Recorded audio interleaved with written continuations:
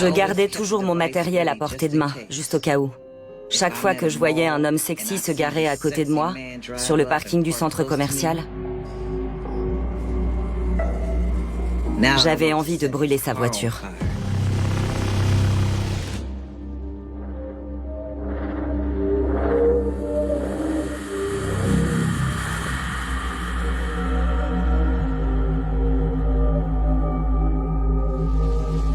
Qu'est-ce que le feu représente pour moi? Bonne question. C'est devenu mon ami. J'ai vite compris qu'il effacerait mon chagrin et ma douleur. Ouais. C'est tordu. Pour moi, c'est le fils de Satan. On devrait l'éliminer. C'est douloureux de me replonger dans mes souvenirs. Mais j'ai eu la chance de survivre. Cet homme est tellement fou. Ça aurait pu être pire.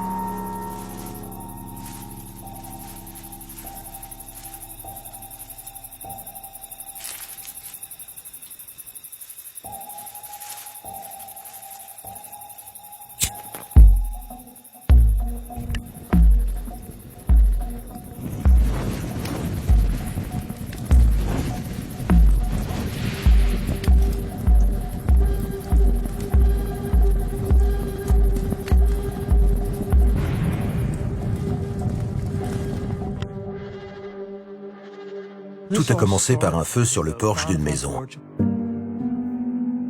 Le comté de Prince George jouxte la frontière nord-est et sud-est de la ville de Washington. Un incendie domestique a été signalé et les experts sont allés sur place. Là, ils ont trouvé un baril en plastique calciné rempli d'essence avec un genre de mèche en tissu enfoncé dans le goulot. C'est ce qui avait mis le feu à la maison. On interroge le propriétaire qui s'étonne. Il n'a aucun ennemi. Il ne sait absolument pas qui voudrait incendier sa maison. Quelques minutes plus tard, ils reçoivent un autre signalement pour un incendie à 3 km de là. L'expert part sur les lieux et constate exactement la même chose. Une bonbonne de 4 litres déposée sur le porche devant la porte d'entrée. La coïncidence est trop forte.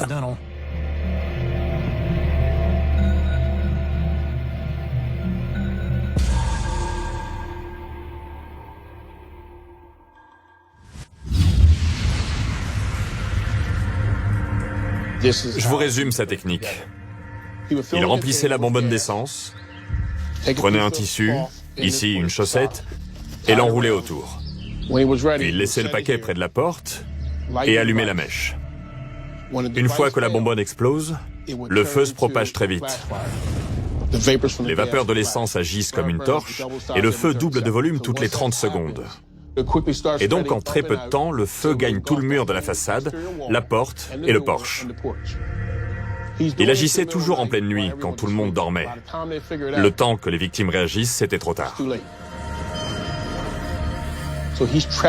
Il savait pertinemment qu'il les piégeait. C'était le but recherché. Il voulait tuer.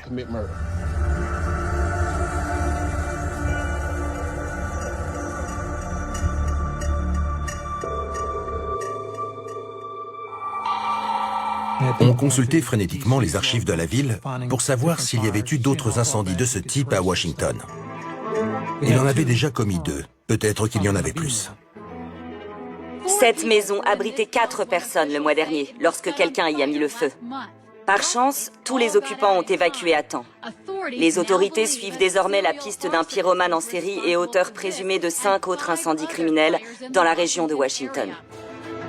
Dans les archives, on trouvait de plus en plus d'incendies sur le même mode opératoire. Clairement, il y en avait eu énormément dans la région. Depuis le mois de mars, 11 incendies relativement similaires ont ravagé le district. On ne savait pas exactement depuis combien de temps il faisait ça. On craignait d'être face à une affaire très grave, et effectivement, C'en était une.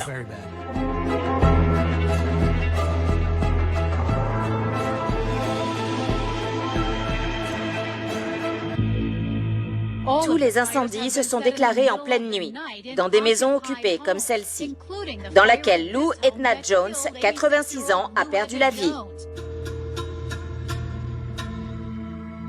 Ma mère était affectueuse et drôle. Elle était stricte, mais toujours juste.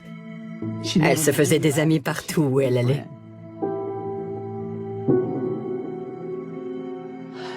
Il devait être 4 heures du matin quand ma nièce m'a appelée en disant que la maison brûlait. Je me suis tout de suite ruée dehors. Les voisins et les passants ont entendu des cris à 4h30 du matin. Certains sont allés les secourir. Le temps que j'arrive, les pompiers avaient éteint le feu. Tout ce que je voulais, c'était retrouver ma mère. On a appelé et on a entendu une voix. Mais même pas 15 secondes plus tard, elle répondait plus. Ils ne pouvaient pas accéder à sa chambre. Le feu leur barrait la route. Elle n'a pas eu la force d'ouvrir la fenêtre. Une grand-mère de 86 ans du nom de Lou Edna Jones est morte brûlée et asphyxiée.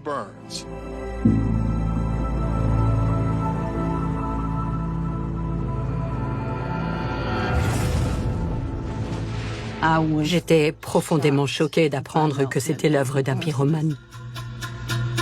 Qui avait bien pu faire ça et pourquoi?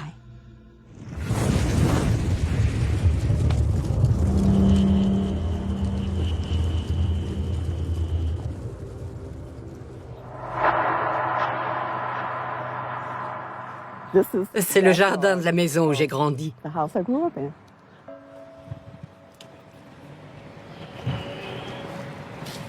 Comment allez-vous? Bien. Et vous?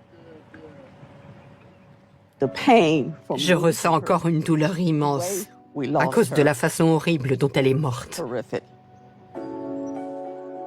Il nous a privés de celle qui comptait le plus pour nous. Elle était l'aimant qui retenait toute notre famille ensemble.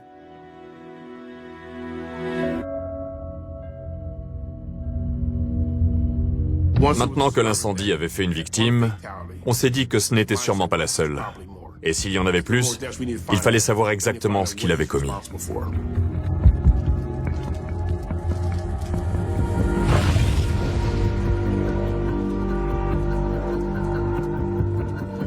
Ce n'est pas seulement un type qui met le feu.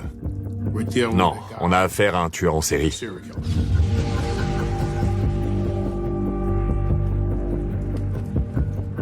On a donc monté une cellule d'investigation spéciale. Notre mission, c'était d'attraper ce type avant qu'il ne fasse d'autres blessés ou de morts. On était dépités. On ne savait pas ce qui déclenchait ces passages à l'acte. Vous connaissez les 5 grandes questions? Qui, quoi, quand, où, pourquoi et comment? Tout ce qu'on avait, c'était le comment. On savait comment il mettait le feu. C'était tout le reste qu'on ignorait. J'ai grandi à Roanoke Rapids, en Caroline du Nord. Il n'y avait pas grand-chose à faire là-bas. J'étais un garçon espiègle, toujours en train de manigancer quelque chose. Avec mes frères, on jouait dans les bois. On passait des journées entières à construire des cabanes avec des branches de pin et des feuilles. J'adore l'odeur du feu. Les épines de pin mettent du temps à brûler, même quand on les entasse.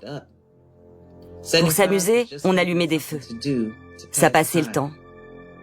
Je mettais souvent le feu aux poubelles, comme ça, pour voir. Je n'ai jamais eu peur du feu. J'aurai toujours ça dans le sang. Généralement, les pyromanes provoquent des incendies de plus en plus grands au fur et à mesure qu'ils gagnent en confiance. Ils deviennent alors des pyromanes en série et des monstres en substance. On ne savait pas à qui ou quoi ils s'attaqueraient ensuite. Le temps jouait contre nous. Il fallait l'empêcher de nuire. Le bilan des victimes s'alourdissait et on ne savait pas quand ça s'arrêterait. On essayait de comprendre ce qui le motivait. Quand on a enfin compris, on n'en revenait pas. En fait, ce type était un malade. Bien plus tordu que ce qu'on imaginait. Mon premier feu remonte à 1982. Ce soir-là, j'étais passé prendre un garçon que j'aimais bien. On s'est disputé, il m'a viré du lit et il est parti. Il m'a dit que je ne pouvais pas être la priorité dans sa vie. Ça m'a fait de la peine. Il habitait chez sa tante préférée, qui s'appelait Alice. Peu après notre dispute, j'ai mis le feu à la maison de sa tante Alice. Il occupait le sous-sol de la maison. Je ne sais même pas quoi dire. C'est un malade.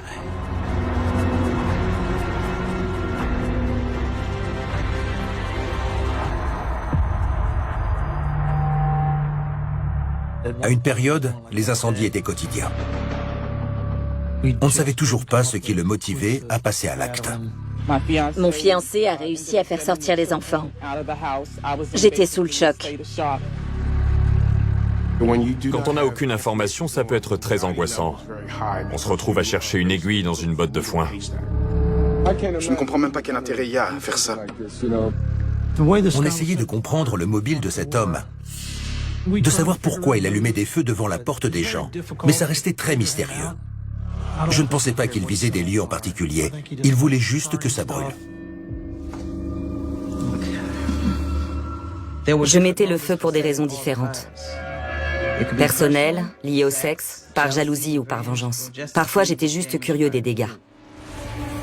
Les incendies dans les maisons étaient souvent personnels. Je voulais vivre dans une de ces maisons, mais je n'avais pas les moyens.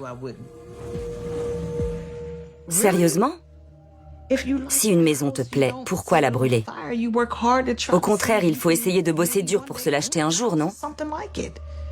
Je trouve son raisonnement complètement faussé. Il est dingue. On essayait de se mettre à sa place, de raisonner comme lui.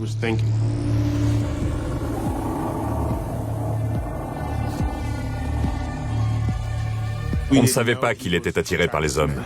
Il les suivait jusque chez eux avant de mettre le feu à leur maison. Si je croisais quelqu'un de sexy, je justifiais le futur incendie en me disant qu'il me repousserait sûrement et que je me retrouverais triste et seule à cause d'eux.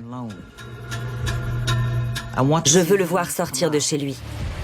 Et un moyen pour ça, c'est de faire brûler sa maison.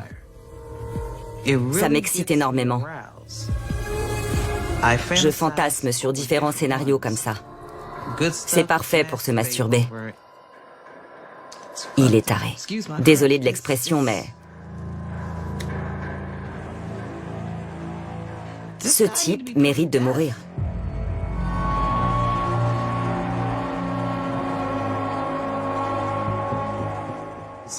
J'ai une lettre du pyromane. Vous voulez bien la lire? Je roulais dans le quartier quand j'ai vu arriver Madame Lou Edna Jones. Son neveu a passé une tête par la porte d'entrée et est allé voir la boîte aux lettres. Il a retenu mon attention. J'ai eu envie de le revoir. Et le seul moyen d'y arriver, c'était de mettre le feu à la maison.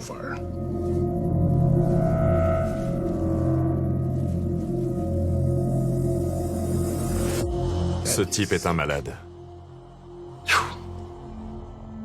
Quelle horreur. C'est un monstre. Je n'avais encore jamais vu ça. Quelqu'un qui met le feu pour répondre à une pulsion sexuelle. Je n'ai plus jamais revu ça en 20 ans de carrière. Il utilisait le feu comme une arme. Et pour moi, ça dénote un esprit tordu, monstrueux.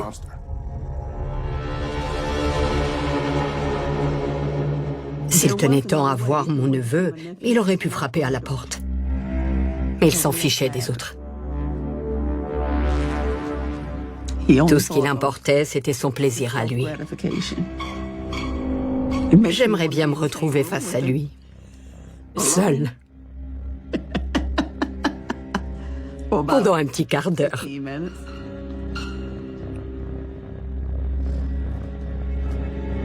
Il s'en mordrait les doigts.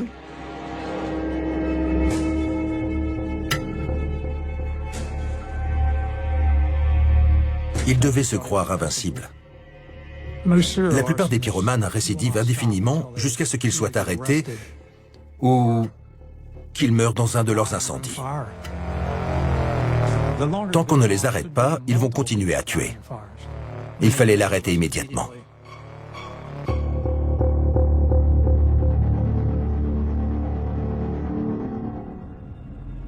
Je savais que l'ATF recherchait activement l'auteur des incendies. Chaque fois, je me mêlais aux curieux pour regarder le feu. Ça faisait partie du plaisir, voir la hauteur des flammes, les dégâts, les objets qui explosent et sentir la fumée. J'appréciais particulièrement ce moment, quand je retournais sur les lieux et que je me fondais dans la foule, alors qu'en fait, c'était moi le coupable. À chaque incendie, il y avait systématiquement des gens qui filmaient avec leur caméscope. On photographiait la scène de crime, mais aussi la foule, au cas où on retrouverait les mêmes têtes d'un incendie à l'autre. Malheureusement, on n'a jamais identifié 2 fois la même personne. Ce qui était rageant, quand on a su plus tard qu'il rôdait toujours dans les parages. Le soir, quand je sortais, je voyais les patrouilles de police dans la rue. Ça ne m'inquiétait pas plus que ça. Plus le temps passait, moins je craignais d'être arrêté. Ça devait l'exciter de réussir à s'en tirer. On sent que ça lui plaît.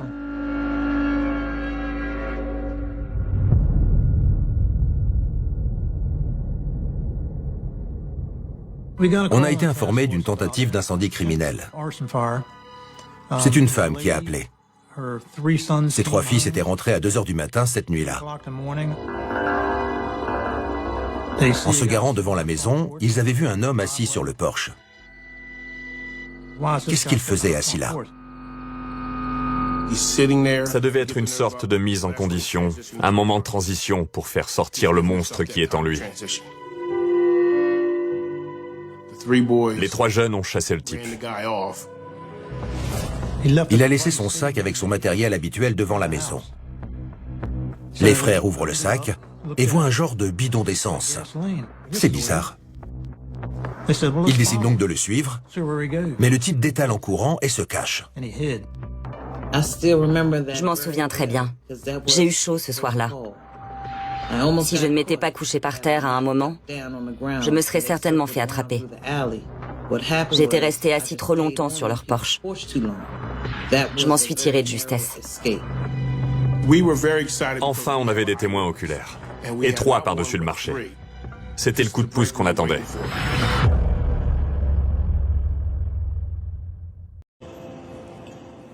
Pour la première fois, on avait des témoins qui lui avaient parlé. Dans l'unité, tout le monde était remonté à bloc. Les 3 frères ont décrit un homme noir d'une 40aine d'années avec une petite tache de cheveux gris. On savait exactement à quoi il ressemblait maintenant. La police d'État s'est chargée de réaliser le portrait robot. Honnêtement, ça me paraît difficile d'identifier quelqu'un à partir de ça. Le pyromane a dû être soulagé en le voyant. Il a dû penser qu'on ne le reconnaîtrait jamais.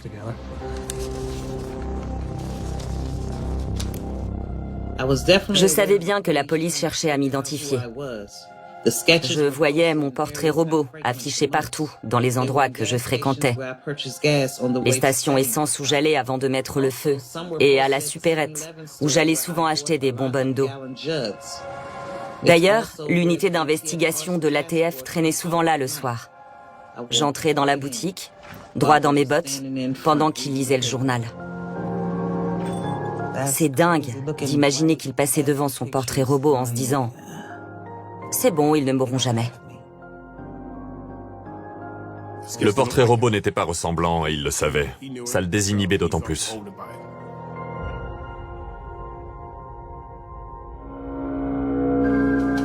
Ouais, je m'en souviens. Je voyais les affiches à la supérette, ou agrafées sur les poteaux, dans la rue, et je passais devant sans m'arrêter. Je n'étais pas inquiète, parce qu'ils ne s'attaquaient pas aux appartements. C'est fou, en plus parce que je suivais l'affaire, mais je ne m'attendais pas à être une de ces victimes.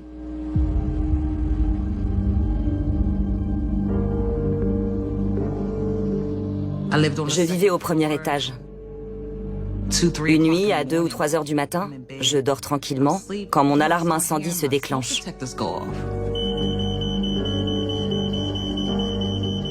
Je sors de ma chambre et là, je vois de la fumée dans tout l'appartement.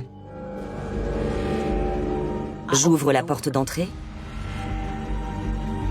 Toute la fumée noire rentre et je vois de grandes flammes. C'est là que j'ai compris. Le voisin du dessus dévalait les escaliers en disant « L'immeuble est en feu, réveillez-vous, évacuez !» Allez, il y a le feu!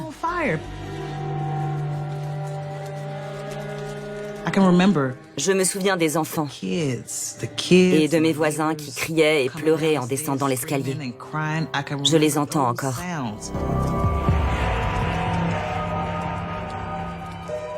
C'était la panique, tout le monde criait. Rien que d'en parler, je me souviens de l'odeur. L'odeur de plastique brûlé est restée sur mes vêtements pendant des mois et des mois. Quelqu'un avait appelé les pompiers et on a entendu les sirènes. Personne n'a été blessé.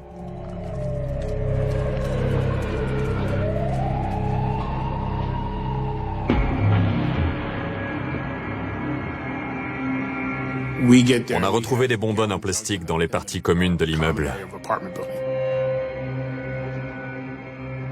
Il avait déposé son matériel dans l'escalier, entre le rez-de-chaussée et le premier étage. Il cherchait sûrement à empêcher les gens d'évacuer l'immeuble. Ça prouvait qu'il avait l'intention de tuer. À cette heure-ci, les gens dorment. Il y aurait pu avoir 50 ou 60 morts. Il passait à l'étape supérieure. Jusqu'au début de l'année 2004, il brûlait uniquement des maisons individuelles. Cette ordure. Il voulait faire plus de dégâts. Mais qu'est-ce qui le poussait à agir? Ce n'était pas difficile d'incendier les immeubles. Les gens hurlaient. Parfois, ils se jetaient par la fenêtre. La souffrance s'abattait sur eux. Désolée. Il est taré. Je comprenais leur souffrance. Ça me faisait du bien. Parce que j'avais l'impression que comme ça, on souffrait ensemble.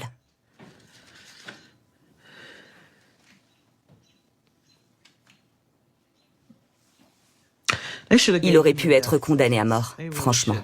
Ce type, c'est une abomination. Il n'aurait jamais dû naître. Clairement, cet homme est malade dans sa tête. Et en plus, vous allez me dire qu'il se délectait du spectacle et que ça l'excitait?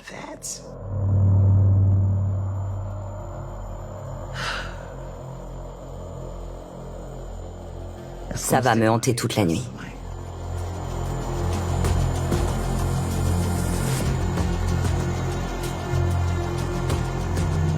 On ne savait pas quelle serait sa prochaine cible. On était toujours à ses trousses. Comment faire pour l'attraper? On était mal barrés.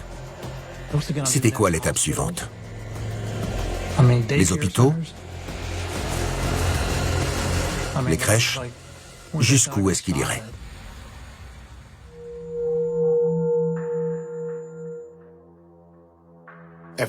Au début, les incendies survenaient entre 2 et 6 heures du matin. Mais voilà que maintenant, ils sévissaient en pleine journée. Et par-dessus le marché, on recevait des signalements d'incendies dans d'autres États, dans des directions complètement opposées. Il était partout à la fois. Il changeait de mode opératoire. Quand un criminel change aussi régulièrement, ça prouve qu'on est face à une personnalité très complexe, difficile à cerner. C'était à se taper la tête contre les murs. On était largués. Il nous a flairés. Il sait qu'on le cherche. Et il veut nous semer. La police, c'était le cadet de mes soucis. Pourtant, les journalistes disaient que j'avais changé de mode opératoire pour eux. Aux infos, le soir, ils disaient que je déclenchais des incendies de jour plutôt que de nuit pour déstabiliser la police. Alors qu'en fait, j'allais en Virginie ou dans le Maryland pendant mes jours de congé. Juste pour voir si c'était facile de mettre le feu là-bas, quand les gens étaient en vacances ou au travail. Ce n'était pas du tout à cause de l'enquête, en tout cas. Je ne le crois pas une seconde. Évidemment qu'il voulait nous déstabiliser. On savait qu'on se rapprochait du but, puisqu'il changeait de méthode.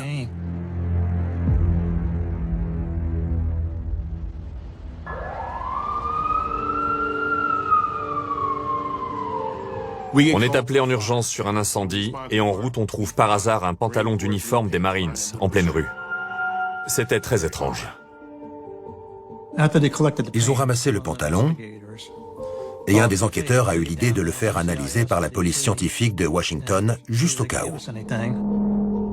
Par ailleurs, il y avait eu plusieurs voitures brûlées dans le secteur et on avait les images d'un véhicule en train de quitter la scène. Ils avaient un suspect.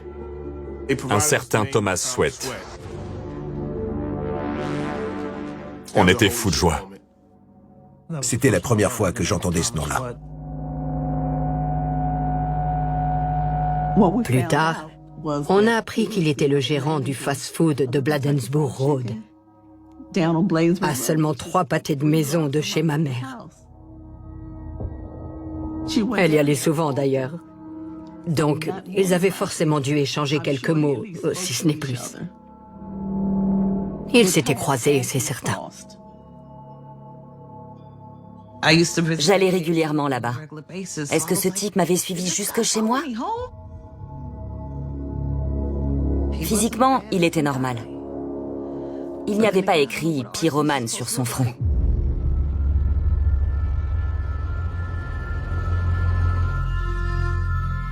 On ne voulait pas se réjouir trop vite. L'homme n'avait pas tellement le profil. On a cherché son nom dans toutes nos bases de données. Il avait peut-être été arrêté pour un incendie criminel. Mais tout ce qu'il avait, c'était un PV pour excès de vitesse il y a longtemps.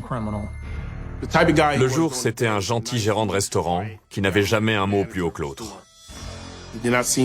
Pas tellement le profil d'un pyromane en série.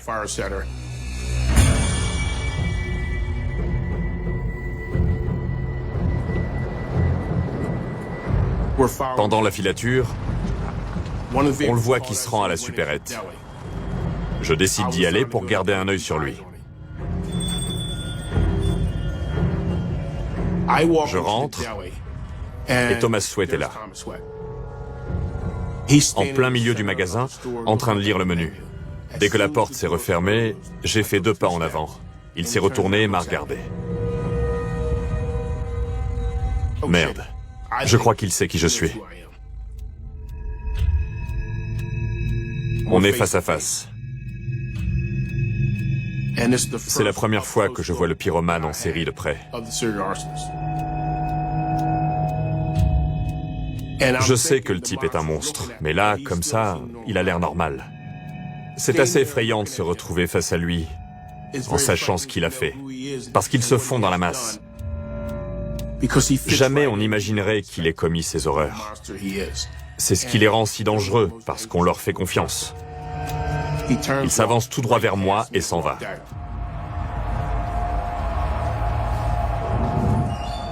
Là, je me dis que j'ai grillé ma couverture. J'étais dans tous mes états. Il m'avait regardé droit dans les yeux et il nous connaissait. Pour limiter les risques, l'unité d'investigation a décidé de procéder à son interpellation.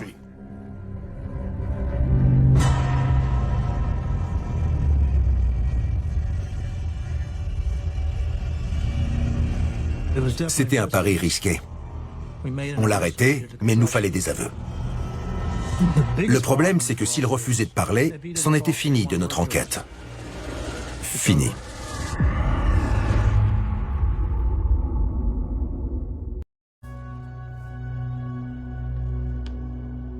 Le 27 avril 2005, par une belle journée, je suis sortie de chez moi pour aller au travail, sans me douter que je n'y retournerai jamais. En sortant ma voiture de ma place de parking, un gros véhicule aux vitres teintées m'a bloqué le passage. Le chauffeur est descendu, s'est approché de ma voiture et m'a dit de mettre les mains en l'air, car j'étais en état d'arrestation. Quelqu'un a dit « C'est bon, monsieur Sweat est en garde à vue ». Dans ma tête, je me disais « Voilà, ma vie est finie ». Il ne mérite pas de vivre. Qu'on me pardonne quand je dis ça. Je sais que c'est très violent, mais je le pense sincèrement.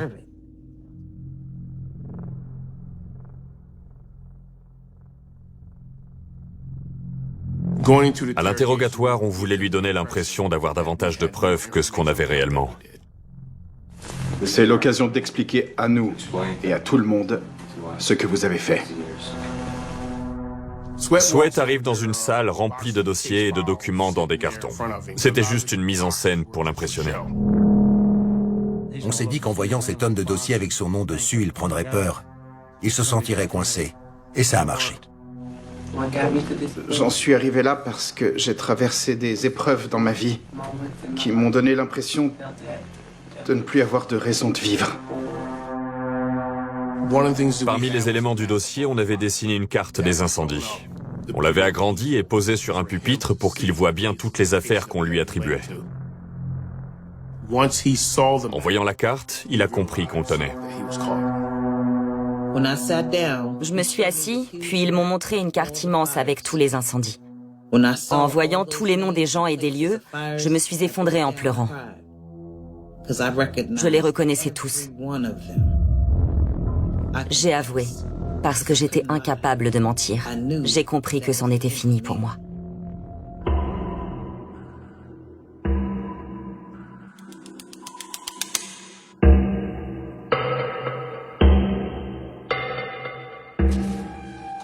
Il a reconnu avoir provoqué 350 incendies.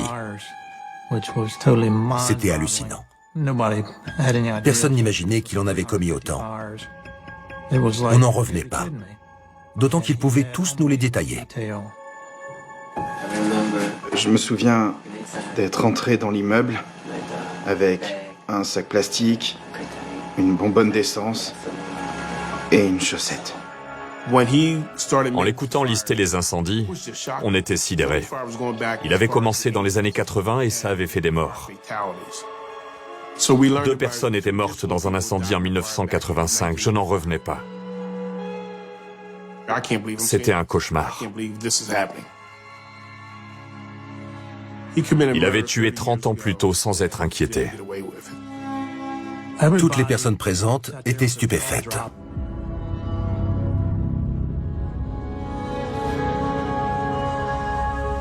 Sur le moment, on ne se dit pas que c'est un homme dangereux. On dirait Monsieur Tout-le-Monde. Ça explique qu'il soit passé entre les mailles du filet. Il n'avait pas la tête de l'emploi. En voyant la liste, je me rends compte à quel point elle est longue. J'ai déclenché tellement d'incendies que je m'en souviens même plus. Mais je regrette ce que j'ai fait. J'ai du mal à croire qu'il y en a eu autant.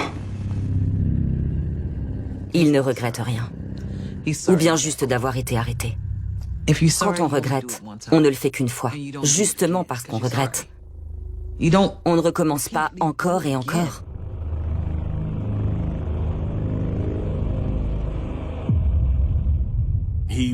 À un moment, il nous a parlé d'un des incendies. Nous, on ne le voyait pas faire, à cause de l'écran. Mais on a entendu son avocat lui dire « Arrêtez ça ». On n'a pas compris tout de suite, mais à la pause, on a compris qu'en fait, il avait commencé à se masturber. Quand on l'a su, on était outrés. Quoi, devant tout le monde? C'était dingue. On était choqués.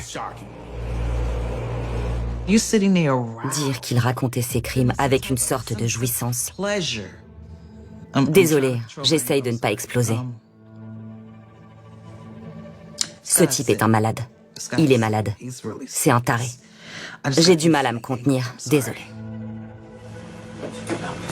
Je pense à Miss Lou Edna Jones tous les jours. Je regrette ce que j'ai fait et j'ai de la peine pour ses proches. C'est comme si je devenais possédé, qu'un démon s'emparait de moi. Je sais que ça n'excuse rien, mais j'espère que vous pourrez me pardonner un jour.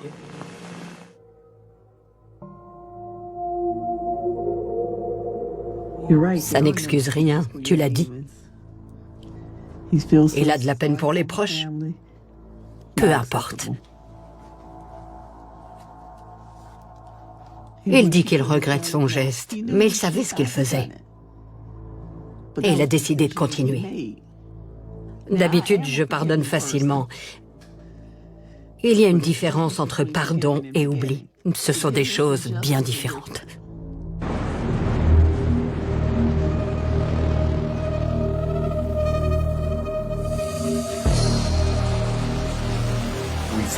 On a trouvé des cassettes vidéo chez lui. Des centaines de cassettes. Il appelait des recruteurs de l'armée et fixait un rendez-vous soi-disant pour son neveu. Le but de la manœuvre, c'était de faire venir des recruteurs chez lui et une fois chez lui, de leur faire des avances sexuelles. Je regrette de ne pas être allé plus loin avec les recruteurs quand ils venaient chez moi. J'aurais pu les blesser ou les tuer. Un sergent en particulier aurait fait un parfait candidat à la mutilation avec son uniforme. Je suis quand même content d'avoir pu lui toucher l'entrejambe et senti son corps avant qu'on se batte. J'ai tout filmé. Mais j'aurais dû aller plus loin avec lui. J'aurais pu lui donner un coup à la tête avec la hachette du placard pendant qu'il partait. Mais je n'ai pas eu le cran. C'était vraiment le candidat idéal pour avoir un rapport sexuel avant de le brûler.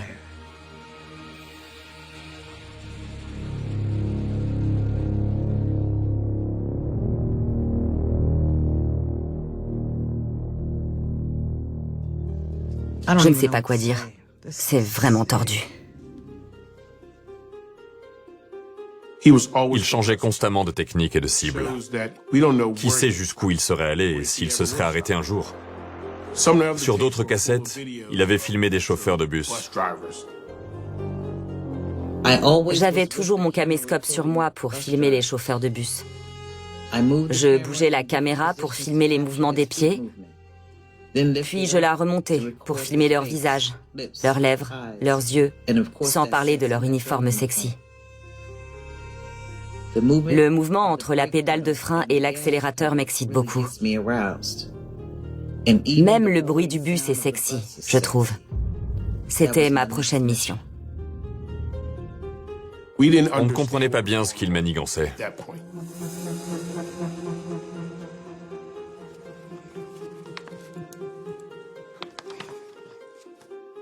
J'avais pour projet de mettre le feu au bus de la ville avec les chauffeurs dedans. Quel que soit mon plan, il fallait aller vite et pouvoir sortir du bus au moment où je lui mettrais le feu. Ça demanderait du cran, mais quand je veux allumer un feu, rien ni personne ne m'arrête, quels que soient les risques. C'est démoniaque. Il faut être malfaisant ou fou pour vouloir brûler vif une personne. Il était bien plus tordu que ce qu'on imaginait. Je me réjouis pour tous ces chauffeurs de bus à qui on a évité bien du souci en l'arrêtant.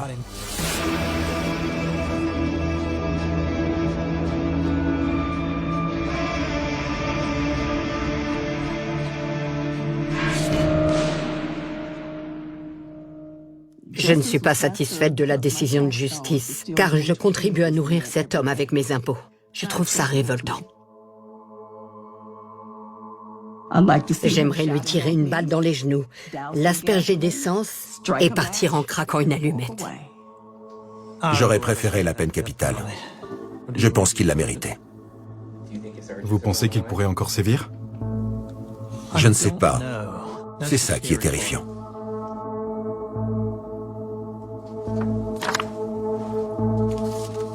Vous vous demandez si j'ai encore envie de mettre le feu? Je pense que cette envie ne me quittera jamais, tant que je suis sur cette terre. Bon sang. C'est dingue. Chaque jour, j'ai envie de mettre le feu à un codétenu pour ressentir ce frisson. Même derrière les barreaux, il y a de beaux jeunes hommes qui sont passés par l'armée. La nuit, je fantasme sur ce que ça ferait de faire l'amour avec un soldat, un marine ou un marin, puis de lui mettre le feu. C'est fou, non? Je ne prône pas particulièrement la peine de mort, mais lui, il la mérite. Il est terrifiant. Je savais qu'il était malade, mais je ne l'imaginais pas fou à ce point. Je ne savais pas que c'était un prédateur. Sa seule source de satisfaction, c'est de brûler les gens. Ça ne le quitte jamais. Le temps passe vite, encore et toujours, et je me demande souvent quels souvenirs je laisserai derrière moi. Il est inoubliable. Au moins là-dessus, il a réussi.